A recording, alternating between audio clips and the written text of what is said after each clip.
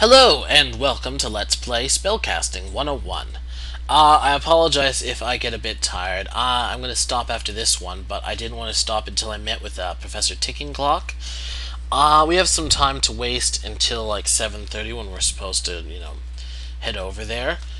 So I'm just going to save this as a meeting, just so I remember. I thought in the meanwhile I would show you... There we go. Show you some of the other locations in more detail. So, southwest of the stadium is the boat dock. With interest in sculling and other aquatic sports declining, the boathouse has gone the way of termite fodder, with nothing remaining but a rotting wooden dock jutting into the river to the south.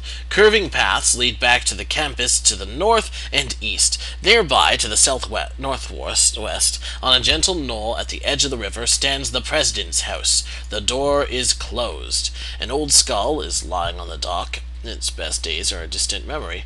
An old skull is lying on the dock. Its best days are a distant memory. So, let's examine stuff here.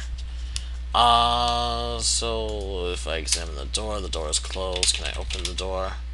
It's locked. So, I think we actually will come back there later with something special. Let's see. So, the President's house. The President's house stands on the bank of the river just northwest of the boathouse. And, oh, I think we can actually go in, and we go inside the boathouse. We'll see in a second. So we can examine the skull. The elements have taken their toll on the skull. And then you can examine the skull. It may have been someone who drowned in the wicked currents of the estuary. More likely it was a student who ate once too often in the dining hall. And, yeah, let's examine the water. The water is clear and sparkling. So, oh no, okay, so you can't actually, like, go in the boathouse or anything. Or, actually, that's interesting. See, if you head north, you head north to Sorcerer Stadium, but if you head southwest, it's to the boat dock. So, I mean, you can look at the map and see why it's sort of like that. It has a curved path, but, yeah, I always found that a bit odd. Especially if you're making the map yourself, it's a bit confusing. Anywho, my bodyguard wheels is, yeah, so they're still playing their game. Now, we do have quite a bit of time to waste. I'm just thinking, oops, that wasn't what I wanted. Oh, something's happening. A sophomore from several doors down, Larry Sack of Bones, sticks his head in the door. Ernie, do you know any clear-up skin spells? No? Do you believe my luck? Hottest date of my life tonight, and I get a zit the size of Mount Nugbury. Suddenly his face brightens. I haven't told Don Pile of dry leaves yet. He always has spells like that. So, I actually didn't mean that.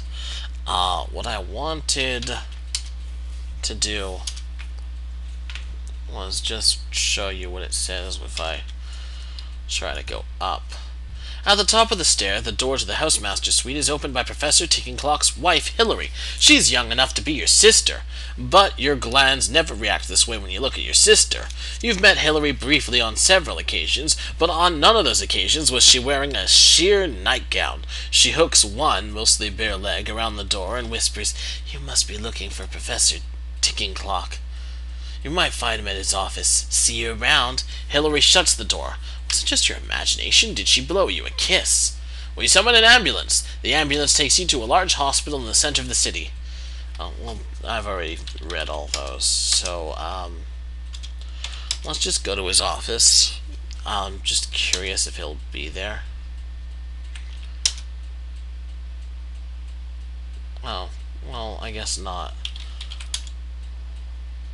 Okay, so he's not, but at like 7:30 or so we're supposed to be going to the thing.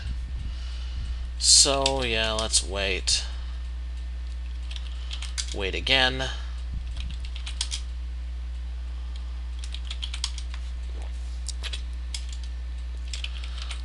Now again, I've read all that before. What's a big mistake about there being a lot? So now I think... There we go. Housemaster's Suite. The administration has wisely decided that the dormitory should have a faculty member living under the roof. The official memo stated that the housemaster will provide a sage presence, dispensing tutoring and fatherly advice from time to time. However, everyone knows that his real role is to keep misuse of make-shaving cream out of thin air spells and other mischief to a minimum. This is the housemaster's apartment. It is a very nice place, other than the ancient lingering odor of shaving cream. A stair leads down to the student rooms. An old wooden surfboard is mounted on the wall over the mantel as a trophy or a great work of art might be. You see Professor Tickingclock here. Ah, Bernie, Ernie, come in, my boy. You're a bit early, but that's fine. Just... fine. Always glad when my, advisees can join us for dinner. My wife is cooking, has made some, yes, well. So, Ernie, are you enjoying your studies? That is everything pleasant with you? Pleasant pheasant? That's it, pheasant with potatoes. As if on cue, Hillary enters with a platter of bird parts and roasted spuds. More delectable than the food is Hillary herself, in her tight, low-cut blouse, with a skirt that, were it any shorter, would have to be called a belt. I see you drooling there, my boy. Can't say I blame you. Pheasant is one of my favorites, too. So now you get to be thankful that I have this on naughty. So, as gaming comes first, we are going to just sort of look around at what we can look, and then we are going to badger him with questions. Exactly, the dining set, there's nothing on the dining set. Sit down, my boy, sit down. Chow down, as you young ones like to say. Hillary, fill my, my plate. Hillary places a single bony wing and a spoonful of potatoes on the professor's plate. Then she turns to you and, bending low, asks in a husky tone, "Can I serve you?"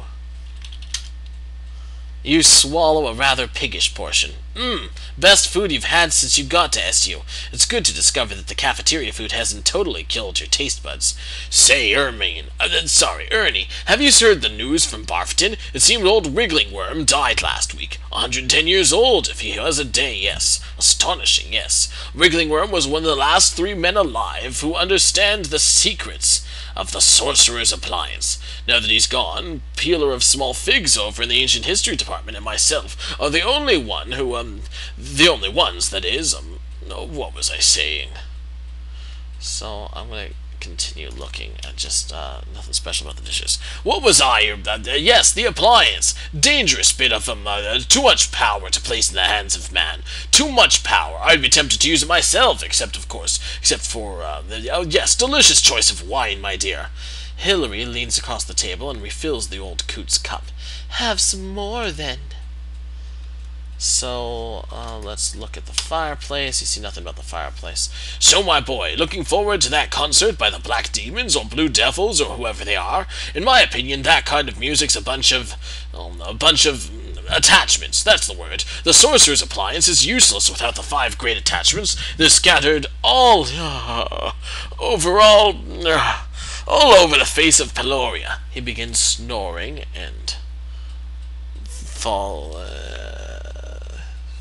forward, leaving mashed potatoes all over the face of Tickingclock.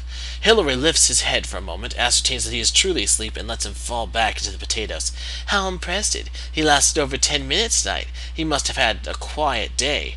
She tosses the serving platter aside and leans back, exposing her shapely legs. What should we do now? Now, I know what you're all thinking, and I'm actually going to finish examining things, and I think you're supposed to actually ask him specifically about the appliance, and he says different things. So, and then we'll take care of this, which I know you're all looking forward to. So, let's see. Examine the gauge. The gauge reads 100. The gauge is on the surfboard, which you're going to learn a bit more about later.